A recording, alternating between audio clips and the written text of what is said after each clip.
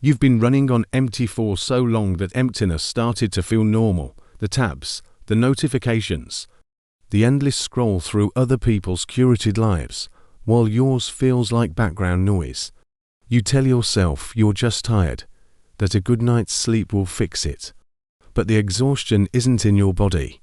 It's deeper than that. It's in the way your thoughts feel fragmented. Scattered like broken glass, you can't quite piece back together. Your mind used to be a sanctuary. Now it feels like a crowded room where everyone's talking at once and no one's listening. This isn't burnout. It's something quieter. Something the world doesn't have a name for yet. It's cognitive drift.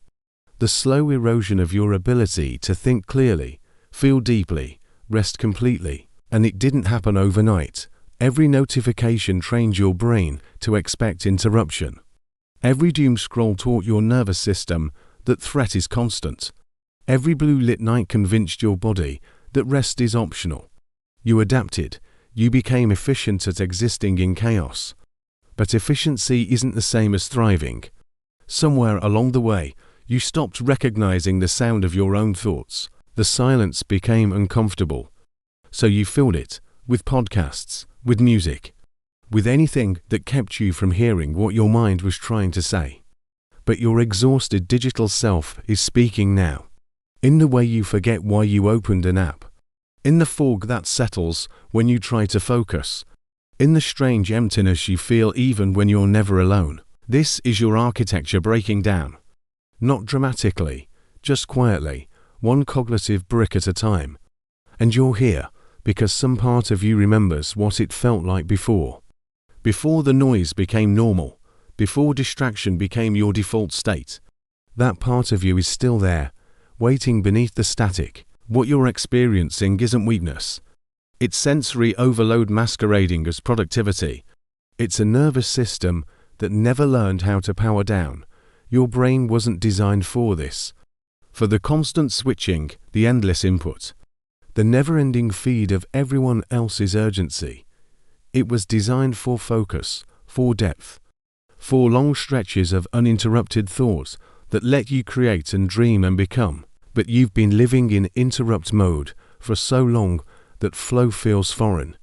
So let's do something different, not another productivity hack, not another app promising to fix you. Something older, something your body already knows. Close your eyes for a moment, or soften your gaze. Let the light blur slightly. Notice how your jaw might be clenched.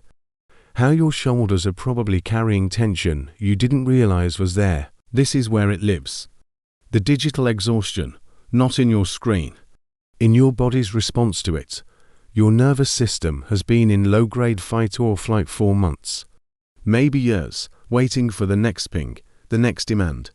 The next small emergency that isn't really an emergency at all, and your body can't tell the difference between a notification and the threat, between a deadline and a predator, so it stays alert, burning through your reserves, leaving you wired and tired at the same time. But right now, in this moment, there is no emergency. There is only breath, only this.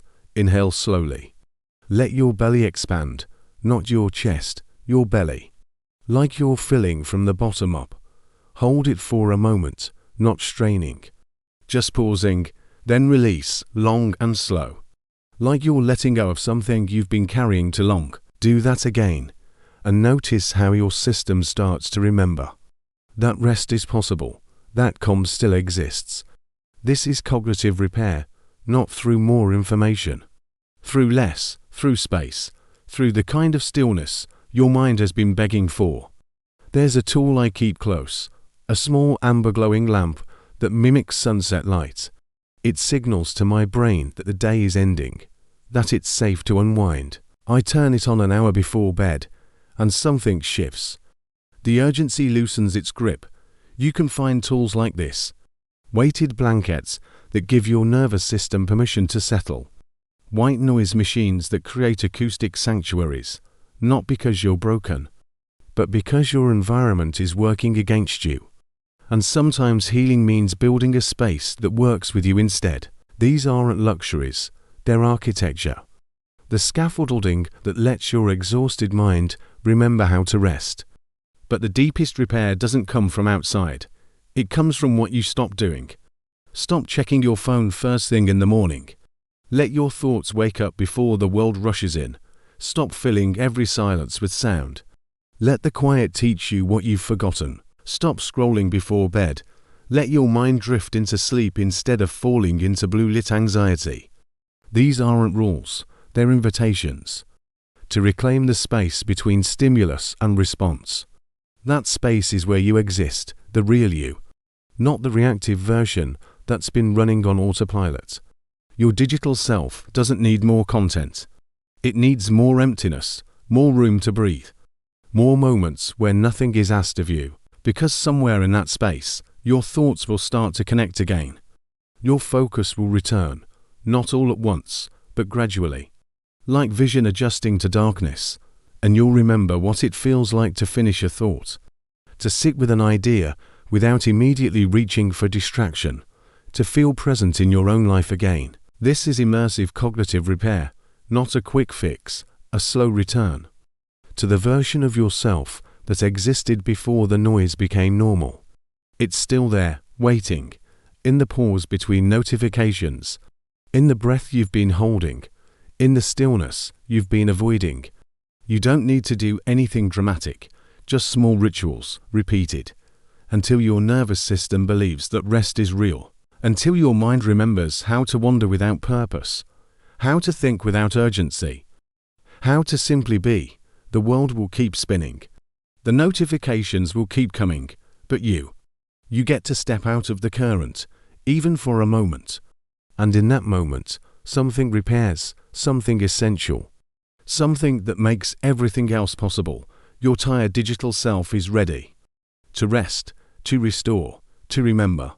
All you have to do is let it. Disclaimer: this content is for reflective and educational purposes only, and is not a substitute for professional medical or psychological advice, diagnosis, or treatment. If you are experiencing mental health concerns, please consult a qualified healthcare provider.